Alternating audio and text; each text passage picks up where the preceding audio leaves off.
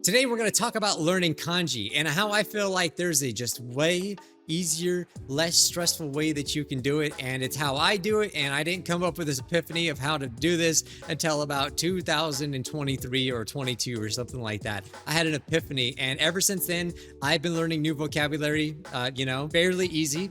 It really hasn't been stressful. I don't stress about learning every single day. I just learn as it comes, and when it sticks, and I just have fun when it comes to learning Japanese, right? Kanji is so stressful. If you guys know, you learn Hiragana and Katakana, which is like hard at first, but that's way easy when you then you get to kanji, which is like the final boss of learning Japanese, right? Well, today I'm going to teach you how I learned kanji and how I think this is honestly the best way. So here's a list of the 3,002 most common kanji that's going to be used in everyday life Japanese. And when I was learning Japanese, when I started out, back in 2019, I started doing a lot of Anki, and I was doing something called RTK, which is called Remembering the Kanji. And it's actually a great resource. It's this like purple book. It's really awesome. It's a great resource for learning the names of kanji, which learning the names of kanji, individually. I'm not saying it's not going to be helpful, but it really, if you want to read Japanese, it doesn't really do a whole lot for you. It doesn't. And I'll explain why. So yeah, RTK taught me most of these. It was actually back in the day, it was actually the 2000 and something most common kanji, but I guess now there's lists of 3,000. Either way, I went through a whole Anki deck of calling out kanji, basically just saying, oh, okay, this kanji is sun or now or whatever it is, right? But I didn't really understand what I was doing all of this. I wasted a lot of time, and I didn't realize that there's an issue with this. And the issue is that being able to name what a kanji is, in English, let's say, that does not explain how you read a kanji, which is the whole point of learning kanji, right? You're learning kanji because you want to read Japanese, right? But then if you know what a kanji is called, it's there's multiple readings to kanji, and this is the most confusing part. And if you don't know what I'm talking about, if you're new to kanji, this is going to sound very confusing. But anyway, here's an example. So here's the kanji for now, right? And it's ima. So when it's by itself, it's always going to be ima. And this is a very common word, right? If you're going to learn this word really early on. But actually, there's 3 different meanings for ima alone, right? And it's this thing called kunyomi and onyomi. Now, instead of me explaining the differences of what's onyomi and konyomi or whatever, kunyomi, I'm not even saying it right. That's how much I don't care about it. Forget it. Just forget that crap, okay? Just know that there's multiple readings depending on if a kanji is next to another one, right? Here's what happens when I put the sun kanji next to now. And it now transforms into kyo. So wait, this is kon, and now this is kyo. Well, okay, what if I put morning, all right? So that you would think you know how to read that, but no, it's actually keisa. Keisa. And now if I put year next to ima, it now becomes kotoshi. So this is very confusing. What are we doing here? Also, when I was learning Japanese, and I explained this in my video, I was using resources like Wanikani. And I believe at the time, I don't know if they changed it or whatever, but Wanikani, even though they were teaching the vocabulary, which was great, by the way, they were also teaching you to memorize unyomi and konyomi, the different readings of the multiple readings of the single kanjis. I think they changed it. I don't remember. It's been a while, but a logical person would come up to the conclusion that yes, it would be beneficial to learn all the readings for every single kanji individually. So learn not only the readings, but also learn all the kunyomi and onyomi meanings, right? Well, if you did that, you would never learn anything, because that would take way too long, and you would be so confused. Just don't do it. It's bad. So what do you do instead? Well, if you're like me, you read a lot. That's what I think you should do. If you want to get good at reading Japanese, if you want to get good at acquiring vocabulary, read as much Japanese as you possibly can.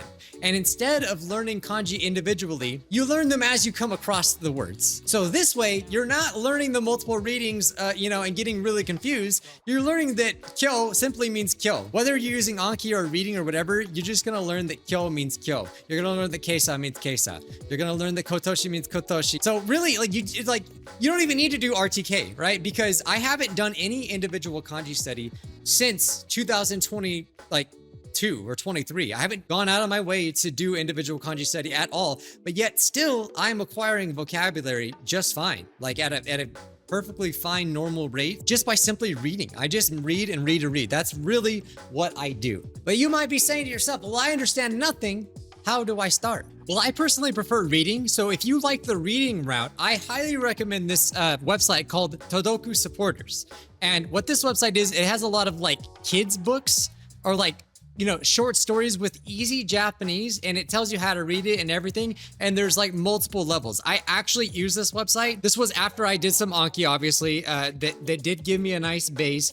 But once I realized, oh, I wanted to get into reading, I started using this website right here. And I would just read as many of these little like short stories, like you could just click them, right? And they are very, very simple. They have pictures too. And pictures are really great for helping you acquire like vocabulary as well, because it's another way to put context to things. So this is like very easy, right? Sumimasen. I actually think I read this. Actually, I think I remember reading this possibly. What does it say? Miki-san wa basu de kaisha ni ikimasu. So yeah, this is very, very simple. I think a lot of them, yeah, they even have audio as well. So. すみません。ミキさんはバスで会社に行きます。 In my journey personally, I did some frequency lists on Anki, like with like, you know, some of the most common words. And so I did have a good base, but I realized like whenever I would go to read something in Japanese, I would struggle really hard. So I found this website and I just like started reading as many of these little short stories as I possibly could.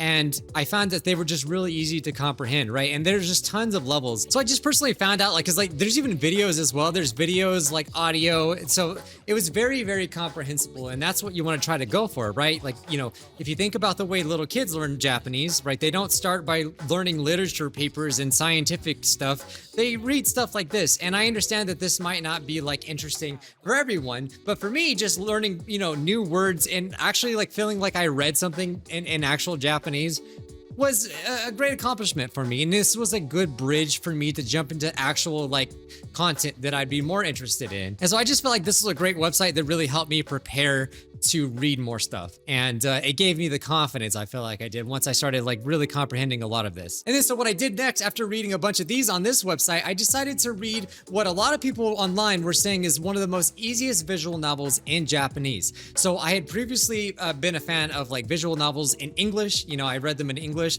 but I thought, hey, you know, I started using Link, you know, because it's mostly based on reading. And I was like, if this is actually gonna work, I wanted to test it with something. So I decided to read a very simple visual novel. It was this really stupid visual novel called Hanahira. And it's like a meme in the language learning community where it's like super, super easy, but it's like not exactly interesting. The story itself is not super gripping or anything like that, and it's like, you know, it's kind of seen as like cringy or whatever, but I made it a challenge and I read that visual novel on Link. So going from this website, Todoku Readers, to going to that you know, visual novel, I still felt like was a pretty big jump, and I didn't understand a lot of what I was reading, but something magical happened to me.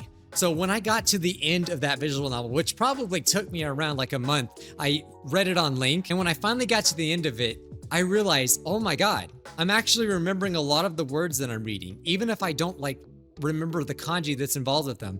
Like I'll just remember the words when I see them. Like that's essentially the simplest way that I can explain to you what happened. Like I just realized that, oh, like actually seeing words in different contexts over and over again is a great way to learn vocabulary. And that's when I first started learning it. So I just kept doing that over and over again on Link. I just kept reading and listening, reading and listening and reading and listening. And the cool thing about visual novels I found out is that they're fully voiced. You can control how fast they are. So I can sit there and on a line and read as much as I want and then go to the next line whenever I'm ready. And most of the dialogue, like 90 something percent of it, is voiced. So you can just constantly, and you can repeat the voice as well. So once I went through that, I read through that visual novel. I didn't do any flashcards on it. I just read and read and read. And by the end of it, I was like, dang, this is actually really fun because I'm remembering words and my word count on Link was going up. So whenever I started, I don't remember, it's kind of hazy, but like, you know, I went from like 3,000 known words when I started getting more serious about reading. And then I went all the way, and then it just skyrocketed. So by like, you know, the end of 2023, I went from 3,000 to like 11,000 known or like 12,000 known words. And then it just kept, you know, skyrocketing from there on out. And yeah, so I just spam reading and that's like actually works. So it did take some work. Like I had to just like, you know, trust in the process that it was working. And, you know, it only works if you really give it some time, right? If you just push and try to do things like that.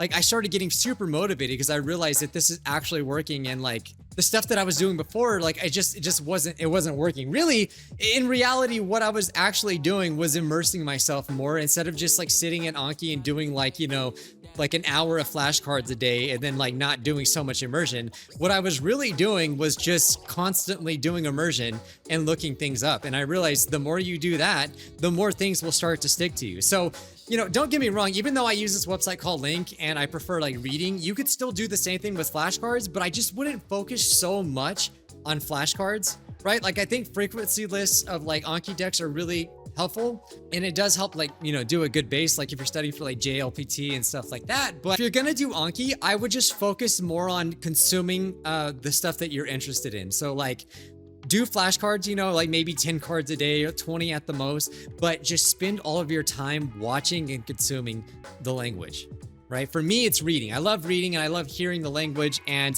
I watch a lot of YouTube videos now, and there's tons of ways you can do it. But I think one of the most important things for this to work is to constantly look things up, read them in different contexts, and also hear the audio for the words. And all of that combined is how I figured out that like, yeah, this just works. And it's just so fun because I'm immersing myself rather than just kind of isolating myself in Anki, which I, at the time I thought was really helpful for me, but I just found out now it was not helpful for me. Like, don't live inside of Anki. Anki is just a tool, right? Like I feel like personally you'd be more beneficial just doing like 5 or 10 cards a day and spending the rest of your time just consuming all the material in Japanese as you possibly can. An example of what it looks like when I study, I just simply, I installed this like online dictionary called Yomitan. What's cool about Yomitan is that you could look up like any word that you could select, and it gives you, most of the time, it gives you a definition with like actual pronunciation. Sometimes they don't have it, but a lot of times, when I look something up, I immediately have them tell me what it is if I'm just curious, right? And also for learning kanji, I disable furigana. I think that enabling furigana like all the time, which you can do on this website, I don't like to do that because it doesn't let me test out my reading. So like I like to see, do I understand this word? Okay, if I'm a little iffy about it, I'll look it up, right? So like I know this is reizoko, which means refrigerator, but I would look it up if I didn't know it. And it would tell me, and obviously it tells me exactly how to read it with the furigana right there. So I just do that over and over again, and I also listen to it, being said in the video. So よし、今日何作ろうかな。あ、鶏肉あったわ。So yeah, and that's basically what it looks like. I use this a lot of like, YouTube videos are another just great way to do this. But every day I'm examining the language and I'm reading subtitles as I go on. And so all the white stuff is stuff that I know, and all the stuff in yellow is stuff that I don't know like completely, or like I'm close to like knowing it. That's all you really need to know. But like, yeah, I mean, I can read kanji. Like I don't know how else to explain it, that I just know. If I see it enough, I just know. So like, I know this is teriyaki. Yeah, like reizoko, like, right? It is like a common word, but like what's crazy is that like, what I mean is that like, I just see words. Like I know that this probably means like something like cold. I don't know what this means, but I do know that it probably means like storage. But when they're together, I just know it means reizoko because I've seen it so much. 必要だから。 So yeah, like sometimes I'll read out loud and I'll just test test if I read it right, and I'll just look it up. And if I didn't read it right, then I can correct myself with the actual pronunciation, and then I just practice. 焼きチキン作れちゃう。袋にshimatte. 閉まる So I'm just like showing you that like 袋 I actually know how to read these. Modosu, return. 戻す Hipparu. 引っ張る Just saying like, 引っ張る because I read over and over again and I look up things, I just look at it and I know it, right? I'm pretty sure this means pull. This kanji probably means pull. I don't know what this kanji means, but I know it's hipparu. It's magic, I'm telling you. こんばんは。今日は金曜日の夜。1週間僕ら仕事頑張ったから、これからお寿司を食べます。I'm like bad at reading out loud, but like in my mind it's a lot faster. I'm still working on my speaking, but like I'm just showing you that I know these words. 頑張ったご褒美ということで、寿司を食べに行こう。今日はくら寿司がそうだね。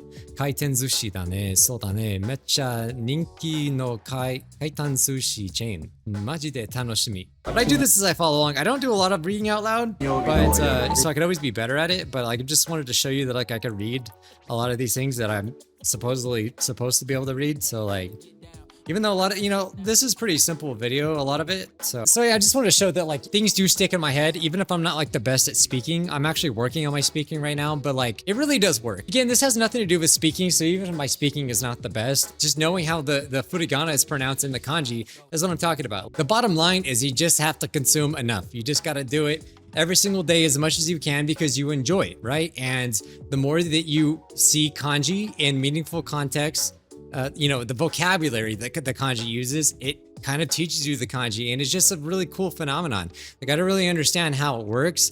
The way that I kind of like read Japanese is, it reminds me of this. According to a researcher at Cambridge University, it doesn't matter in what order the letters are in a word. The only important thing is that the first and the last letters be at the right place. The rest can be at a total mess, and you can still read it without any problem.